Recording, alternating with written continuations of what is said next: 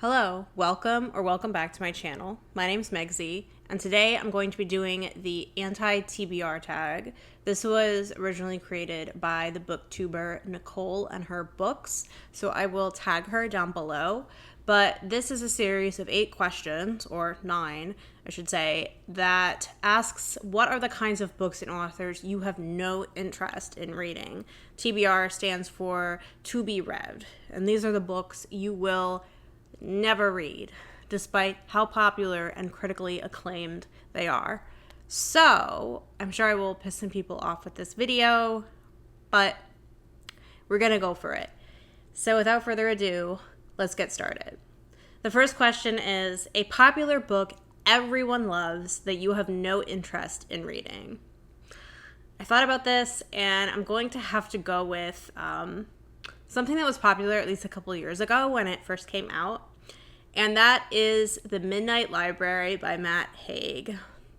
I have friends that love this book, and this book is very highly rated, and Matt Haig's writing is not for me. It is not. I do not think he is a particularly talented writer. And although I have not read this book, I have watched 2 very long, in-depth reviews of this book.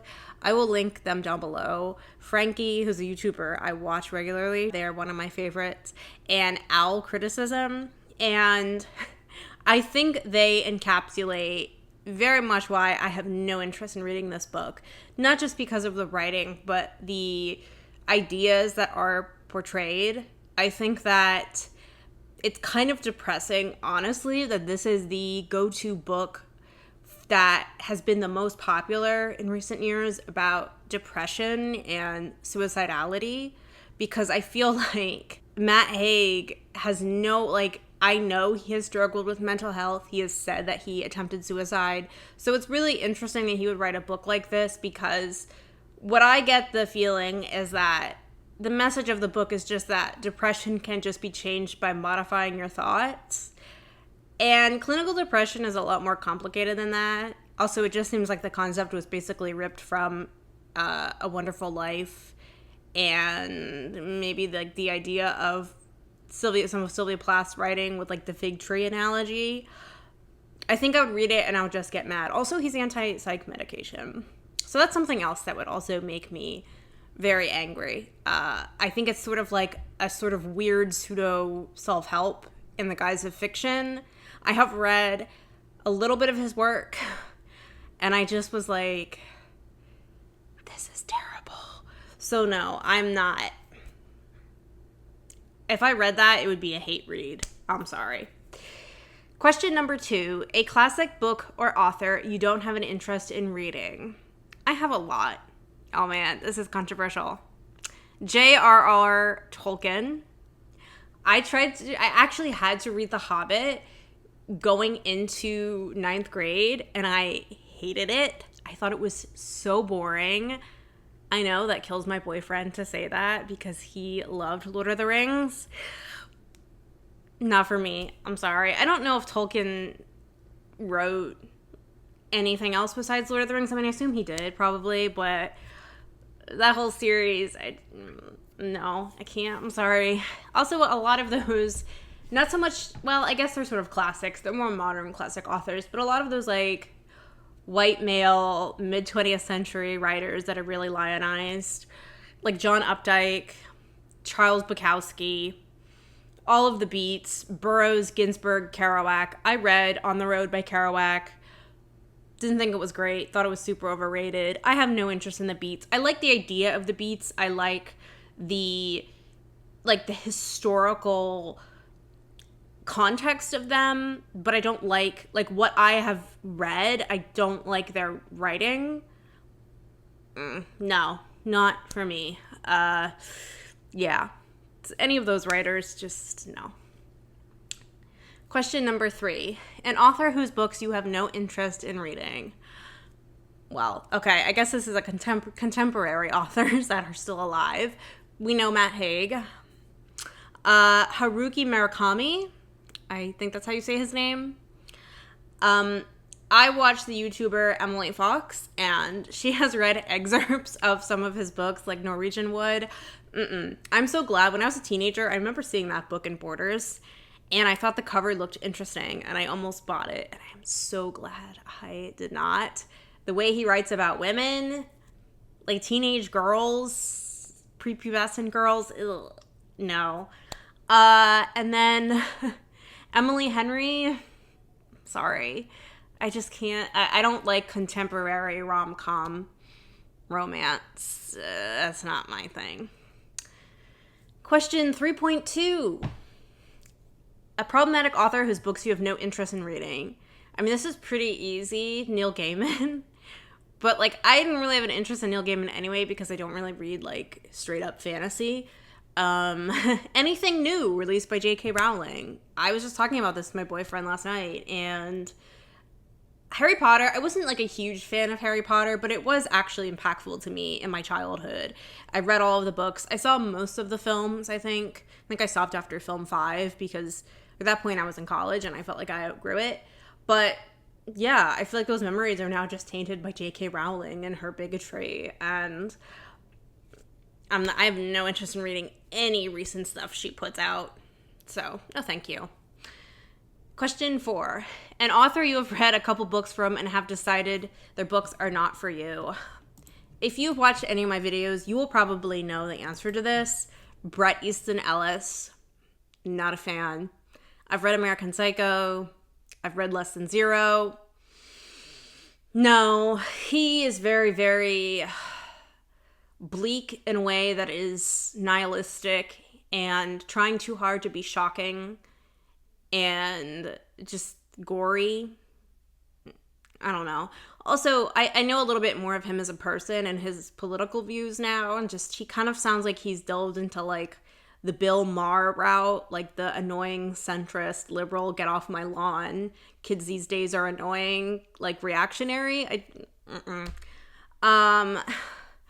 You know, I would have, until recently, I would have actually said Otessa Moshfegh, but I did read a book from her, which I will review in my May video, recently that I really, really liked. But then I read another book by her. So this is 3 books, and I did not, right now I'm not liking it. So she's, 2 for 1. 2 books not liking. This is short story collection I'm reading, so we'll see how that goes. And then 1 book of hers I absolutely loved. So I would have put her in this category like recently, but now I can't. So she might be a 1 book wonder for me. And then I've only read 1 book of this author's, but Alyssa Nutting. I did not really like Made for Love. And I have no interest in reading Tampa because it is about a female pedophile based on a real case in Florida, a female teacher that was, with young boys. But I remember this case. I remember this in the 2000s. But people have said the way it is written, it feels at times like gratified CP, like erotica, kitty erotica. Nope.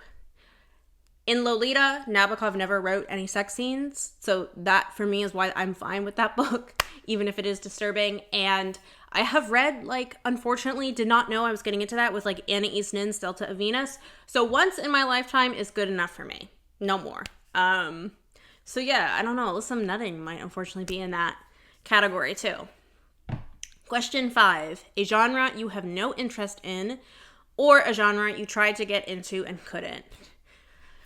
I feel like there's quite a bit. So I want to say science fiction that is space operas. I've realized I don't mind science fiction actually, but it has to be somewhat grounded in reality. But there's 1 or 2 things that are different, like dystopian.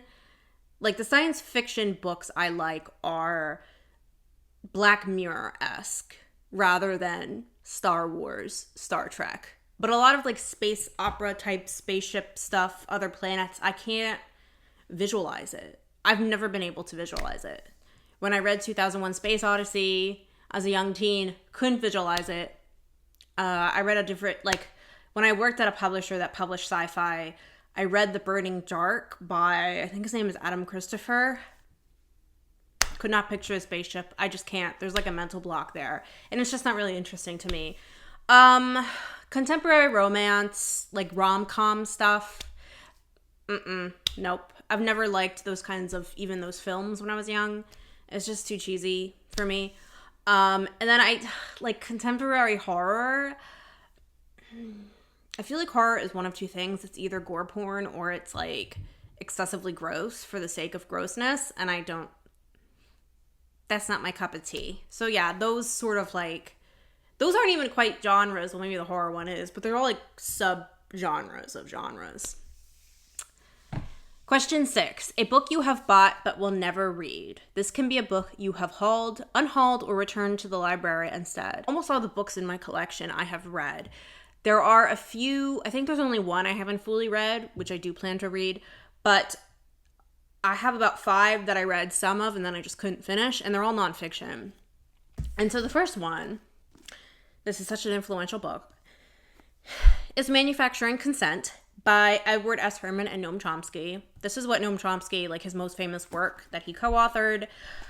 The text. Look at this text.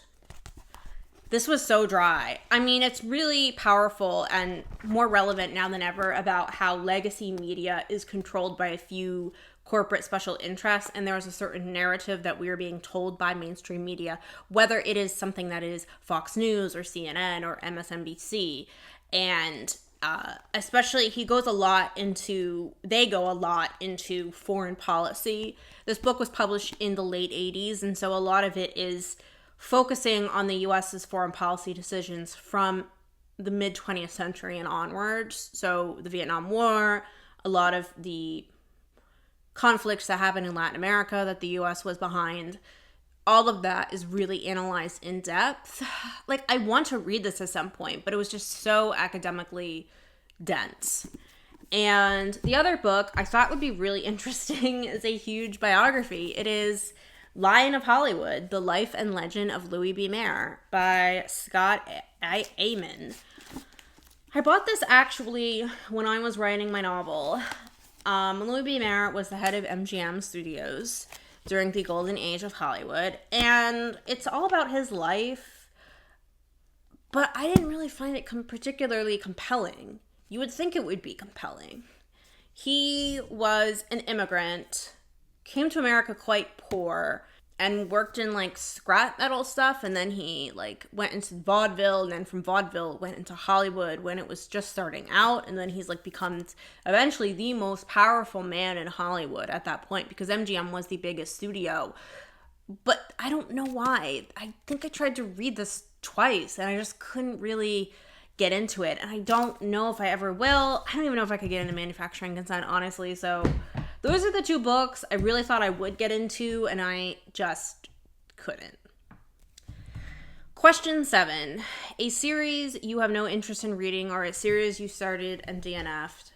I don't really read series anymore. I mean, I guess I did when I was a kid, but I have not, so I can't really tell you. So the only one I could think of that like I know of a series off the top of my head is the Throne of Glass series, but I just don't read series in general. And then question 8 is a new release you have no interest in reading. I guess the latest Emily Henry book, A Great Big Beautiful Life or something. I don't know because, again, the new releases that I looked at, the ones I've only memorized are the ones I want to read. So I don't really pay attention too much to new releases. I would actually like to start reading older books, make a point of that, books that are like older than like, you know, the past 20 years, but I'm not really doing so well this month because I'm reading a lot of recent stuff that's been published within the past decade. So yeah, that's it. Let me know if you have any thoughts, what are some books or authors that you will never touch, or authors and books that are very popular that you just don't understand for the life of you why. I will tag some other creators down below. And yeah, if you like this video, please give it a thumbs up, comment, subscribe, and I will see you in the next one. Bye-bye.